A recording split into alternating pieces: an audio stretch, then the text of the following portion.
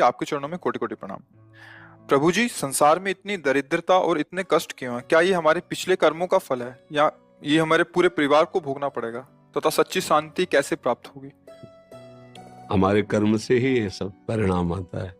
अब खेती तो बहुत अच्छी उपजाऊ है, लेकिन आपने मेहनत नहीं की, बीज नहीं बोया, खाद नहीं लगाई, रक्षा नहीं की, तो भीख ही मांगनी पड़ेगी। फिर आपको है तो खेती।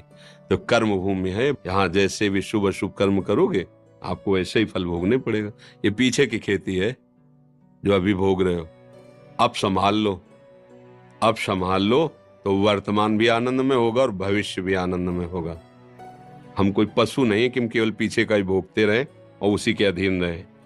नाम जप करो भगवान का और दूसरों को सुख पहुंचाने की भावना करो, अभी दरिद्रता नष्ट हो जाएगी। पक्का समझ लो। जिसको धन चाहिए, हम तुम्हें आंतरिक बात बता रहे हैं, जो है जितना है उसी से माता पिता भाई बंधु और आए हुए अतिथि और किसी एक बाहरी दुखी जिससे हमारा कोई मतलब नहीं, उसको सुख पहुंचाना शुरू करो। फिर देखो दरिद्रता नष्ट ना हो जाए तो हमें बता देना।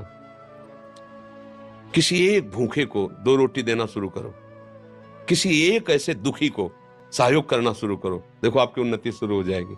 हम कैसा चाहते, किसी एक का छीनने को मिल जाए तो हम सुखी हो जाए, किसी एक को हम दुखी कर दे हम सुखी हो, ये सर्वनाश की बातें हैं। वही हमको भोगना पड़ता है। अगर हम धर्म से चले तो सर्वलोक महेश्वर भगवान, ऐसा नहीं कि वो देख, एक सेकेंड भी कोई ऐसा नहीं है जिसको भगवान नहीं देख रहे हैं। मान लेना, एक सेकेंड भी ऐसा नहीं है कि वो तुम्हें देख नहीं रहे। वो शास्त्र शीर्षा पुरखा शास्त्राक्षा शास्त्रपात, वो अनंत नेत्रों वाला अनंत स्वरूपों में विराजमान है। सही ढंग से चलो, पीछे की बिगड़ी बना लो, आगे का मंगलमय मार्ग हो जाएगा।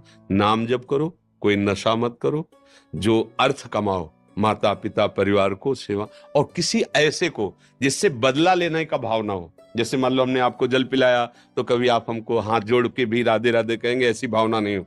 ऐसी किसी की सेवा करो, किसी पशु, किसी पक्षी, किसी ऐसे व्यक्ति की, वो तुम्हारे लिए इतनी जोर का काम करेगा कि सब व्यवस्थाएं बननी शुरू हो जाएंगी। वो कैसे बनाता है समझ में नहीं आता, और जब कर्म बिगड़ जाते हैं तो कैसे बिगड़ता संभाल भी नहीं पाते।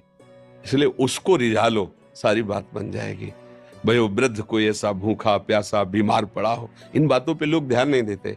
कोई पशु ही है, सेवा का अवसर मिला है, तन मन धन से कर दो से, उसका परिणाम जो आएगा। हाँ, एक बार हम वाराणसी में घाटों में रहते थे, तो वर्षा होने लगी तो भाग के हम ऐसे छतुरिया